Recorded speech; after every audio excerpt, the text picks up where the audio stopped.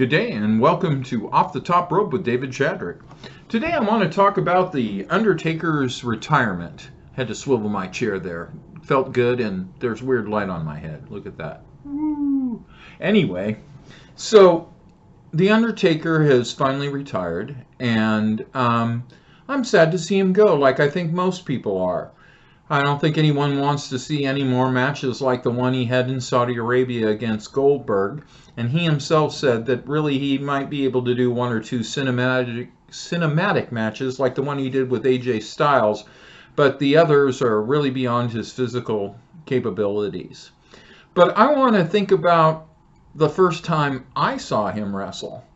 And I used to have this on film, and it's an absolutely outstandingly funny match, because it is the Destroyer versus Steve Williams. Now, of course, it wasn't Dr. Death Steve Williams. It was Steve Austin Steve Williams. You see, Steve Austin's real name is Steve Williams, and he originally wrestled in WCCW, the Von Erichs, as Steve Williams, and they had him change it later because of the confusion with Steve Dr. Death Williams. And the Destroyer was this huge masked wrestler. And it, of course, was Mark Calloway, The Undertaker. And it is it's an okay match. There's nothing spectacular. You're talking about, a couple of amateurs at best. Maybe, I think this was Austin's rookie year, and I think that Undertaker was like a year or two ahead of him. So they were not the best wrestlers yet. But I also remember how much I loved the Skyscrapers when they were in WCW, when he was Mean Mark Callis with Danny Spivey, and they wrecked. They were awesome. Unfortunately, for those of you who are not involved in pro wrestling, you may not know, but Danny Spivey is unfortunately one of those guys who spent a lot of time getting injured during his career. He suffered some major injuries that held him back. And so then he became The Undertaker. And I mean, really, in his debut match, he beat Hulk Hogan and became the world champion. And it's the amazing things that big man can do. If you're 7 feet tall, you don't need to jump over the top rope and do a plancha, but The Undertaker does. Even in his last matches, he was still doing that move.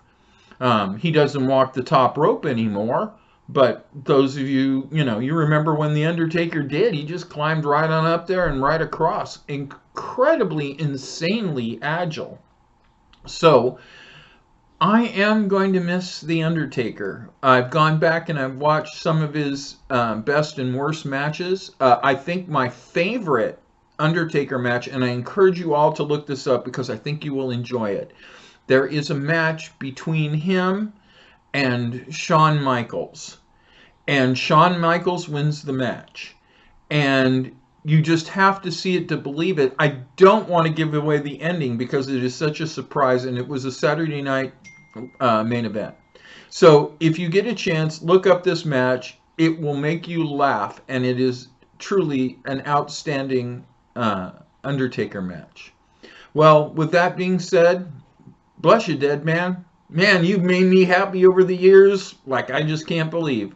And I'm hoping that you do a Ric Flair kind of role in the WWE and maybe take on some guys and bring them on. Maybe your Ministry of Darkness could become you as a manager, bringing up some of the newer, darker wrestlers. Maybe even doing something with The Fiend.